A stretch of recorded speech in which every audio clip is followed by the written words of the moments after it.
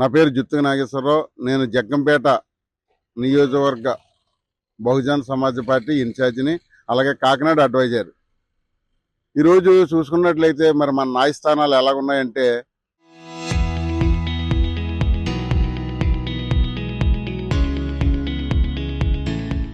ఒక్కొక్కరికి ఒక్కొక్క తీరుగా ఈ తీర్పులు అనేవి వస్తున్నాయి.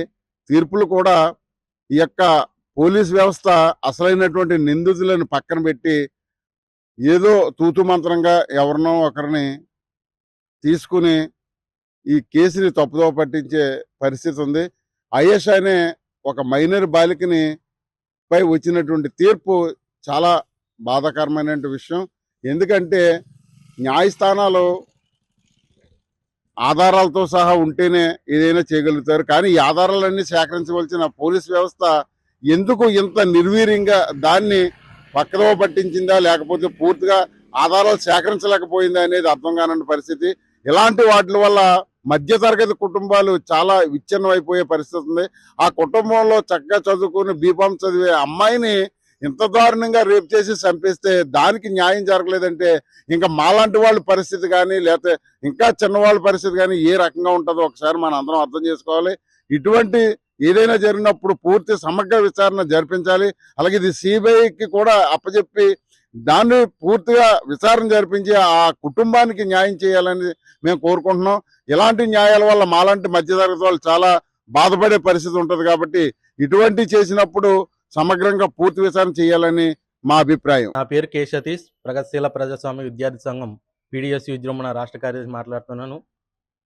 విజయవాడ 2007లో విజయవాడ ఇబ్రహీంపట్నం హాస్టల్లో బీఫార్మసీ చదువుతున్న ఆయుష కేసు మీద ఈరోజు మాట్లాడదలుచుకున్నాను. కేవలం ఇది మన కేంద్ర ప్రభుత్వం నిర్లక్ష్య వైఖరి. 2007లో జరిగిన హత్య ఇప్పటికీ కూడా క్లారిటీ లేకుండా ముగిసిపోయింది. అమాయకులు బలైపోతున్నారు. ఈ కేసులో సత్యంబాబుని అరెస్ట్ చేశారు. సత్యంబాబు పోరాటం చేసి మళ్ళీ విడుదలయ్యారు. కానీ ఇక్కడ న్యాయ వ్యవస్థ అనేది నమ్మకం పోతుంది ప్రజలకి న్యాయ వ్యవస్థ మీద. ఇలాంటి కేసులు పునరావృతం కాకుండా చూస్తామని చట్టాలు తెస్తున్నాం, అనేక విధాలమైన న్యాయాలు చేస్తామని గవర్నమెంట్ చెప్పుకుంటుంది తప్ప ఇప్పటికీ అది న్యాయం జరగలేదంటే ఎలాగా మనం ఇంకా బ్రతికేది? మహిళలైనా విద్యార్థులైనా పసిబిడ్డలైనా ఎలాగా బతికేదని ఈ సందర్భంగా మేము ప్రశ్నించదలుచుకున్నాం. కేవలం ఇది పోలీసు వారి నిర్లక్ష్య వైఖరా, లేకపోతే రాజకీయ నాయకుల ఒత్తిళ్ళ అనేది సుప్రీంకోర్టును కూడా శాసించే విధంగా ఈ రోజు రాజకీయ నాయకులు ఉన్నారంటే ఆ కేసును పక్కదోవ పట్టించి ఈ రోజు కేసు క్లోజ్ చేశారంటే యావన ప్రజానికం ఇప్పటికైనా తెలుసుకోవాలి.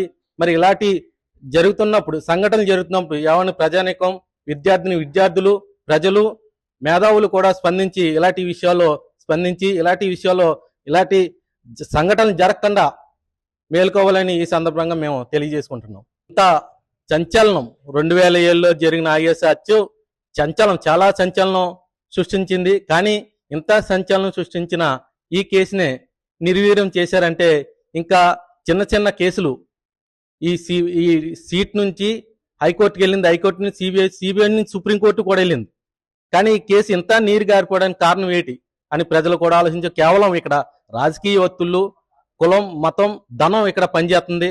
కేవలం దాని గురించి ఇలాంటి కేసులు నీరు గారిపోయి అత్యాచారాలు జరుగుతున్నప్పుడు న్యాయం జరగడం లేదు. చరిత్ర సృష్టించినోడు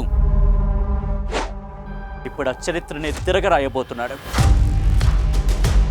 అబద్ధాల గోడల్ని బద్దలు కొట్టి నిజాలను రాగా మీ ముందుంచబోతున్నాడు. నిజమైన వార్తల కోసం వెంటనే డౌన్లోడ్ చేసుకోండి రా యాప్ని.